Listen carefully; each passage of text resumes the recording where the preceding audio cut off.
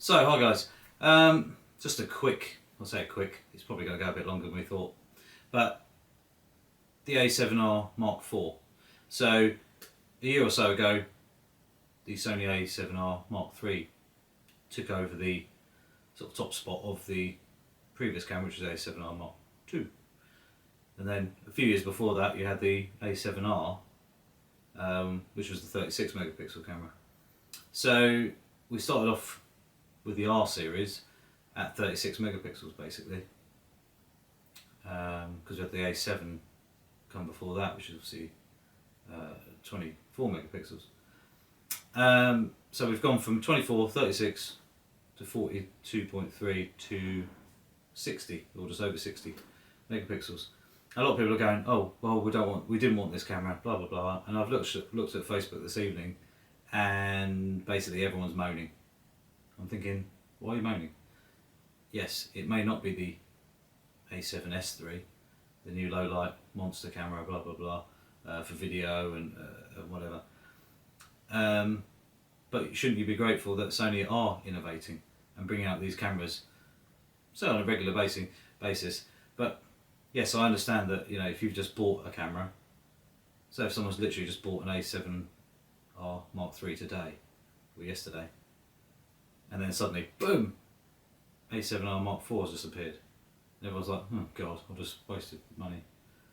But, no, don't know. Anyway, but obviously Sony have reduced the cost of the A7R Mark III, so it's down to like 2,500 now, from its 3,200. So it's a $700 or £700 difference that it originally was. And I paid 3,200 for mine.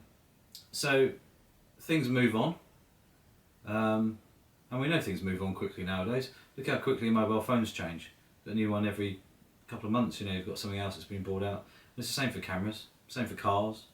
You know, it's the evolution of technology, the innovation. So Sony are one of the largest camera makers in the world, and they've probably got the largest R&D budget, because they make movies, they do loads of other TVs, and they do, you know, all that sort of stuff as well. So they've got a huge budget on a lot of other things, and the amount of things they copyright every year, new technologies, is quite insane. If you actually look at their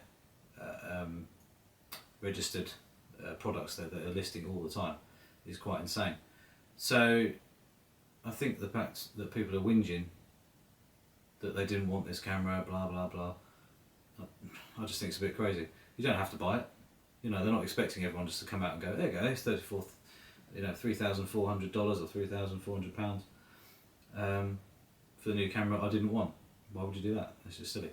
But, you know, for a lot of us, you know, and I'm not saying I'm actually going to buy one, not yet anyway, but for me, the A7R III is pretty much still bang on what I need. You know, so, but if you've got people out there who do need the massive resolution for particular jobs, you know, it's going to be amazing for macro photography. That extra detail, the extra croppability, especially for, as well as not just macro, but products for portraiture, you know, other things, the high detail landscape photography, for example, means you can print massive, and it just looks so crisp and sharp, you know, especially when the printers now are so good as well. You know, you can print massive at full reds, and it just looks incredible. Not saying that the A7R III or the A7R II didn't look incredible. You know, I've had a 35 feet wide by about 17 feet high or 15 feet high print done, you know, for a billboard, and I sort of stood there and thought, wow, that's actually really sharp. And even though it was printed at a lowish DPI, and you look at it and you think, okay, imagine that being printed at full DPI, it would be nuts. But, you know, so I think a lot comes into it, where the innovation of the new kit, and where Sony has actually listened to us, you know, filling out questionnaires, their R&D departments obviously sitting there watching YouTube videos from the people who review the cameras. Anybody from myself who talks about the cameras daily, even though I'm not particularly, I don't go into too much detail generally, but me using the cameras daily allows you to, you know, learn the menus and all that sort of stuff. And just the way the camera works, you can use the cameras with your eyes shut because you know where the buttons are, etc, etc. But Sony, listening to all of our, say, little quibbles here or there about the weather sealing, even though it wasn't really a drama, it was just a bit overemphasised, I think, a few times, because I've used Sony's cameras in heavy rain, you know, dodgy weather that should have probably killed them, but never any water ever got anywhere that I was worried about.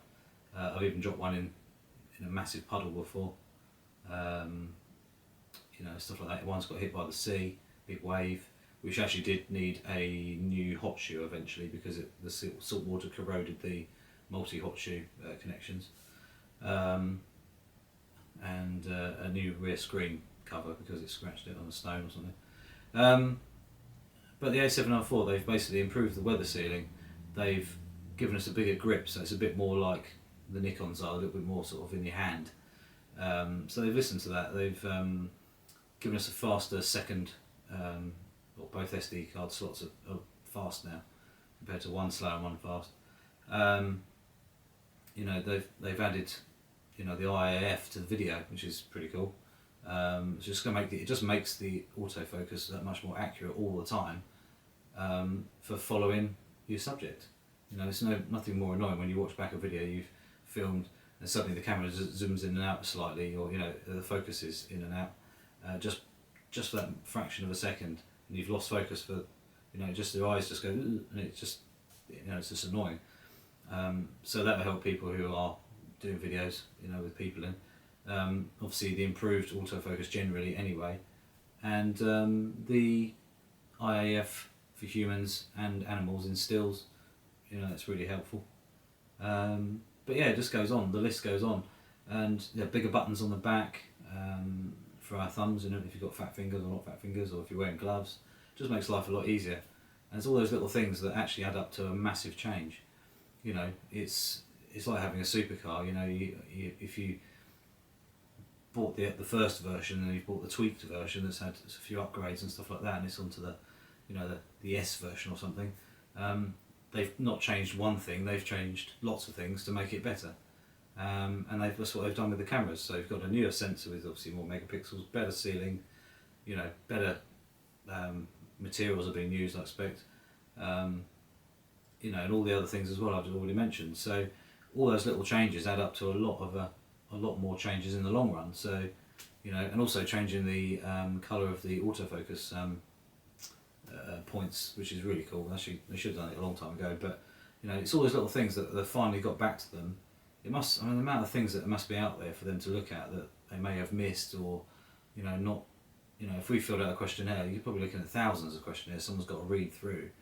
And I imagine they probably utilise some kind of like average. So, you know, if say 10 people have said, oh, we need a faster second SD card slot or something like that, but only one person said, oh, we need I don't know, a pop-up flash, for example, then they're going to ignore the pop-up flash, aren't they, and go for the SD card slot, or, you know, vice versa. So I think that's where, you know, they've obviously listened to us, which is really good, and hopefully it just makes the cameras better. But obviously you've got to remember that this is the first next generation where you've got, you know, new sensor and everything like that. So what are we waiting on the next one? There's going to be definitely going to be new sensors on the other cameras if they've got another new, if this is a new very high resolution sensor, because all they've got to do is scale it down.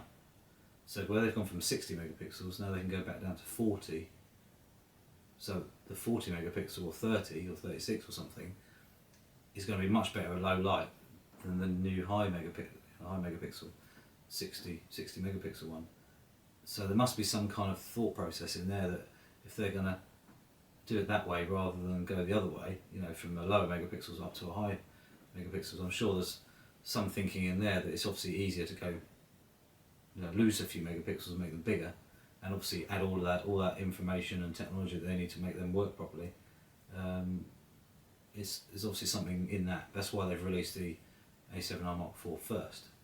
So I'm sure there must be method in their madness of some sort. You know, it's not the fact that I don't think they wanted to disappoint anybody. I just think in the real world, I think something there's obviously other things in the pipeline that they're obviously working on, and they're almost ready probably. So I think you should be very, like I say, be very appreciative that they've actually, you know, released this camera, and obviously the more to come. So I think people whinge too much, they moan too much, you know, about nothing really. I just think it's a case of buy it if you want it, if you've got the money and you can make money from it, or if you've got the money anyway and you just want the best camera out there, buy it. But I'm sure there's more stuff coming soon that may be more suitable for you, depending on what you do. So, you know, the high megapixel stuff for me is absolutely perfect, because I do a mixture of things. But I think a lot of people, if you do a lot of low light stuff, or if you do sports and stuff like that, like still the A9 is the one to go for the sports.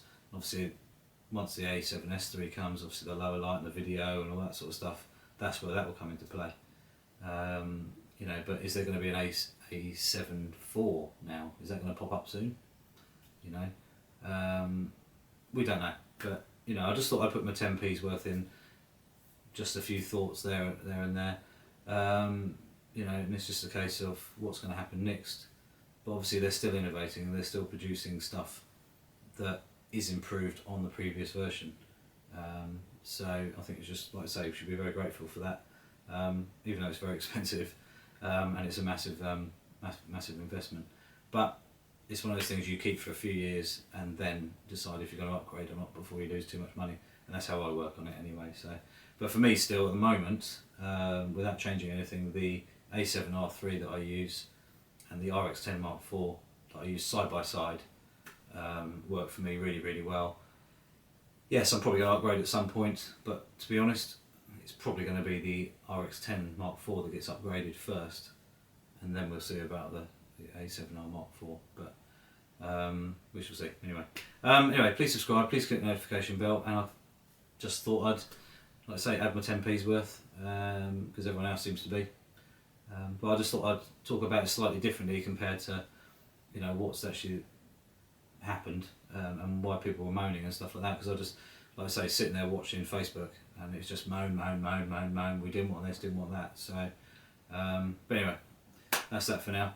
Like I say, take care.